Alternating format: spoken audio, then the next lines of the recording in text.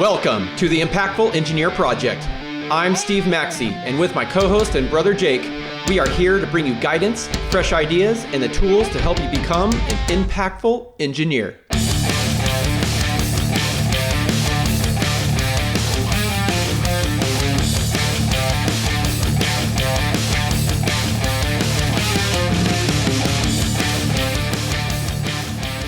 Today on The Impactful Engineer, I am here with my brother Jake for an authentic conversation around engineering and personal development. Our goal is to create an environment for career excellence targeted toward engineering professionals. We believe that being open about what we've learned in our own careers will benefit others in their unique journey of engineering. Ultimately, we want people to have fulfilled careers and be inspired to become the best versions of themselves. This podcast has episode types. 1, Steve and I get together and present something to you. That's what we're doing today. We introduce the why, the how around the topic, give some tips to get the conversation going and inspire some action from you guys. Often it includes a mindset shift for you to consider moving forward. And we know the power of those, so we like to bring those to you. Occasionally, and not recently, we have quick solo episodes that are quick and down to the point. Or never yet. Yeah, or never.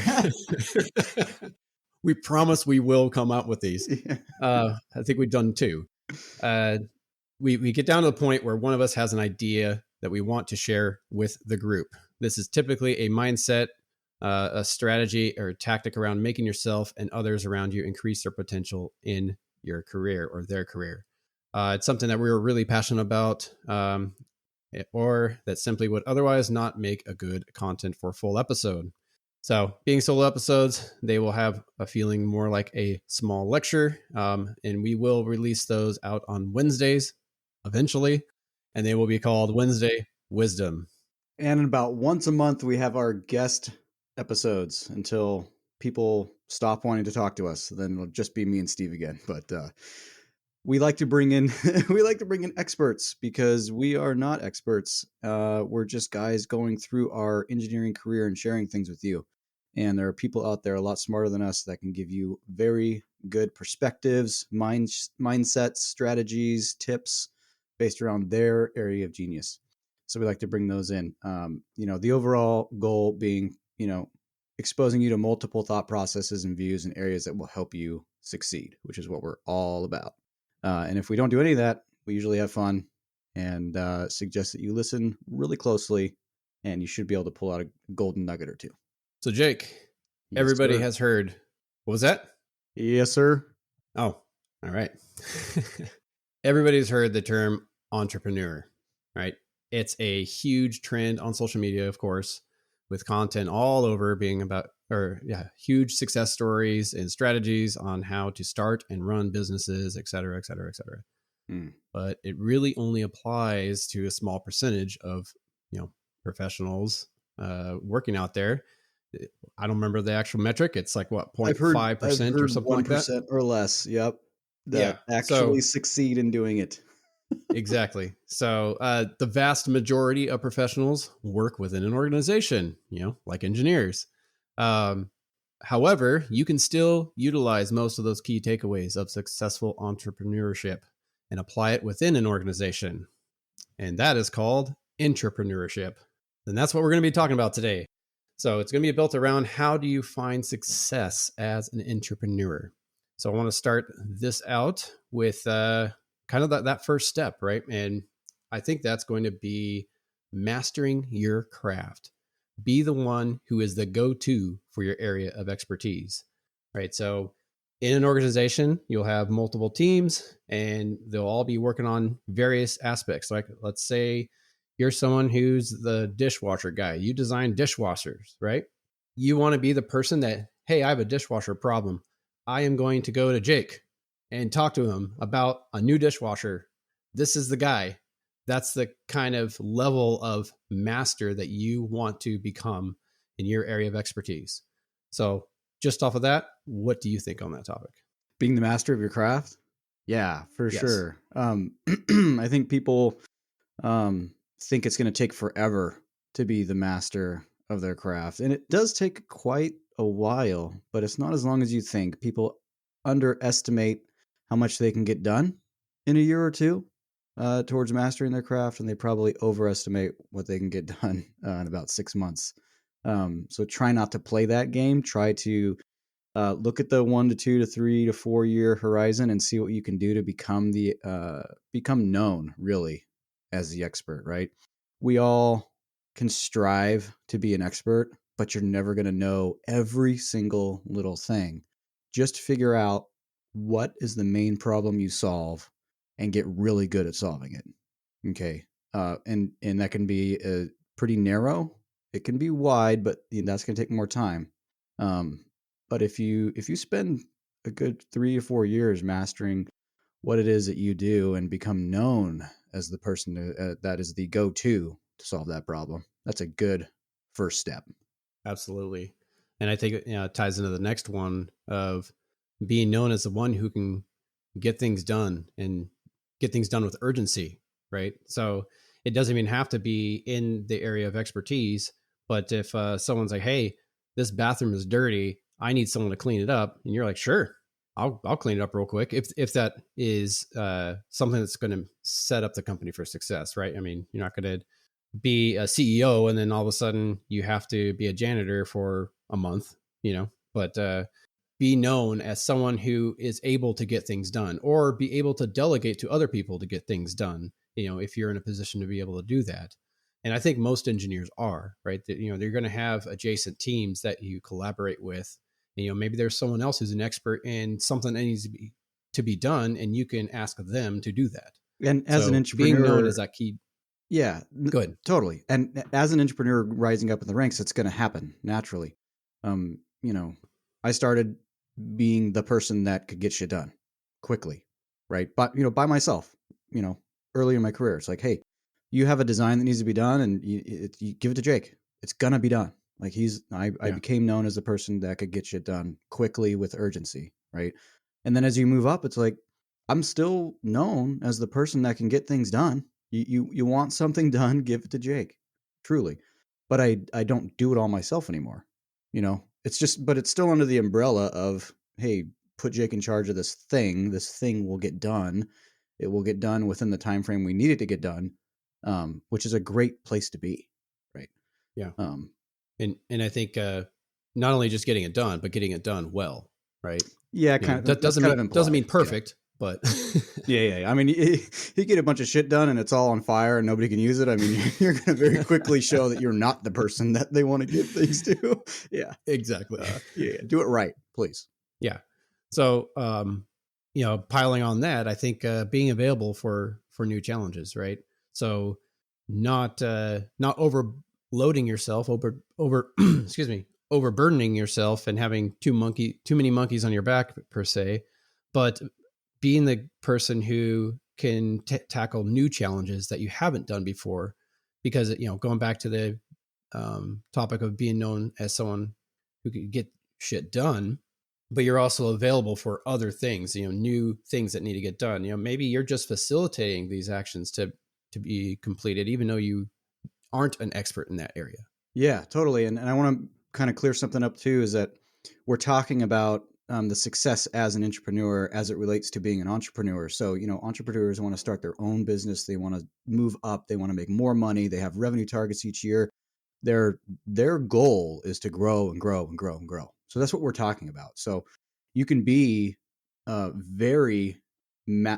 person that's a master of your craft and known to get shit done and do it very well, but still not be an entrepreneur because that's what you do. You're going to do the same things over and over and over and over and do it really well. We're talking about once you get to a certain point and you're really good at it, that then Steve, what you just said, you start looking for new challenges, okay, to pile on top of that. Maybe replace some of the time that you were using to do the certain thing you do really well with these new challenges. So the idea behind being an entrepreneur is to move up, to grow, to get your ultimate goal is going to look something like entering the C-suite, being an executive, moving up into a position that's near the top, right? That's what I just wanted to make that clear, that's really what we're talking about. So everybody can do these things at certain levels, but they would stay at the same level. That's not what we're talking about. We're saying keep going, right? So yeah, being available for new challenges. Um, and I would also say knowing how to solicit new challenges is going to be good for you.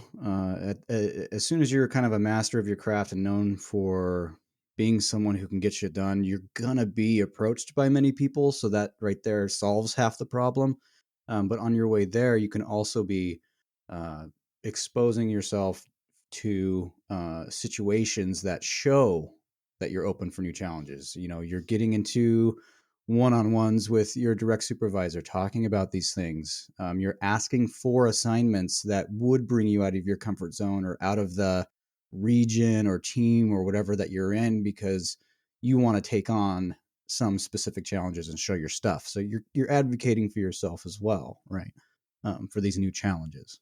Yeah, I mean, you're going to be um, asking to do things that are way outside of your normal role, right? And it's important to look at the role that you want to go to and start asking for projects that that person would do. You know, if you ultimately want to be, say, a director of engineering, right? You're going to start asking your manager, like, hey, you know, what are some of the things that you do? You know, is there anything that I can take off of your plate? You know, that is kind of lower level for you, but you know, maybe it's extremely challenging for someone in my position. So I can start getting a taste of that, you know, and asking them, you know, what are the challenges that they face and that they haven't been able to easily overcome, and just look at all those kinds of things to start putting focus on. Now, it doesn't mean you're going to be a director of engineering tomorrow, but it means that you're going to be able to start slowly, incrementally boosting your skill set and your abilities now to set yourself up for success later. Yep. Yep. And the aggressive patience is very foundational to that. So if you haven't listened to that episode, go ahead and go back and listen to that one too. This is going to underpin everything you're going to be doing here, adopting that mindset. I That's the formula, Steve. Yep. Do 1, 2, and 3 over and over and over and over again. Master your craft, be known as a guy to get shit done, and be available for new challenges. Repeat, rinse and repeat over and over and over. Yeah. I think the other thing I would like to add to that is be a master of relationships. So you want to build advocacy around you, right?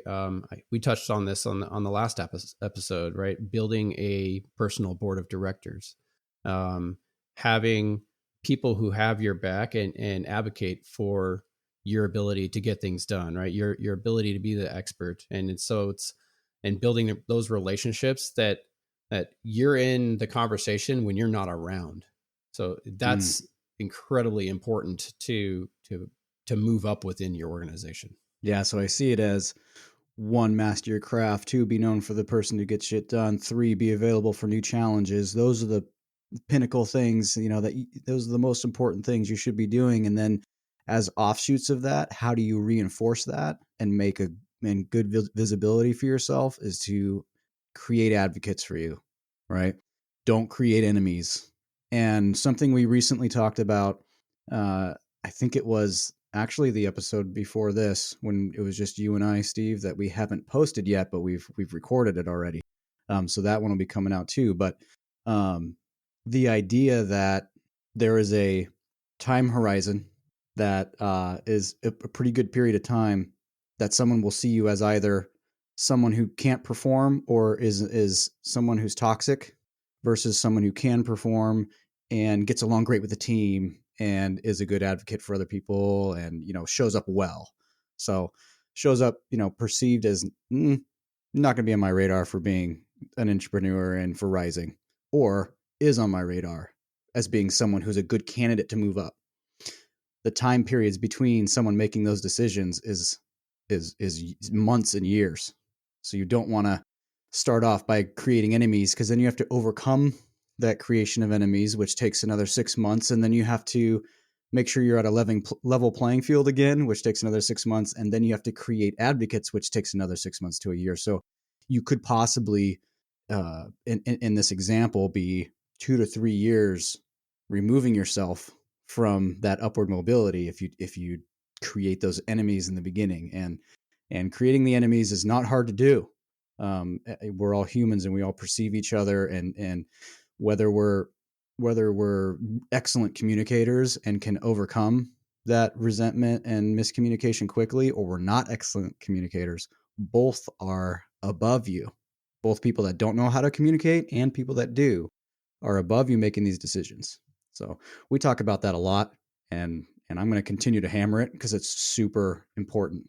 You could be a rock star and you could come in and make enemies and you're going nowhere. So super important. So create those advocates, yes, and don't create enemies.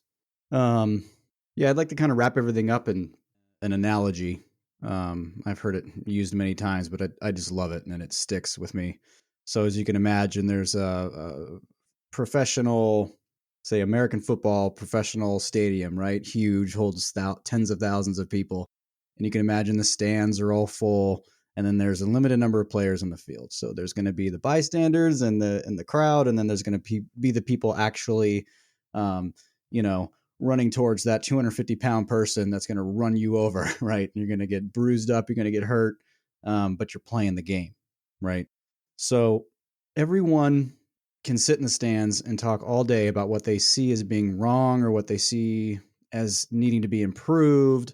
They can just be this voice from out in nowhere going, I see this wrong, I see that wrong. This would be better if we did it this way.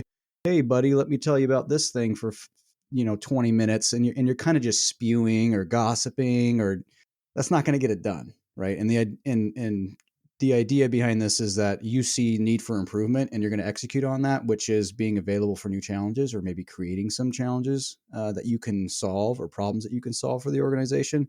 But being a bystander and just screaming it out is not going to get it done. You want to be the one playing the game and being on the field, right?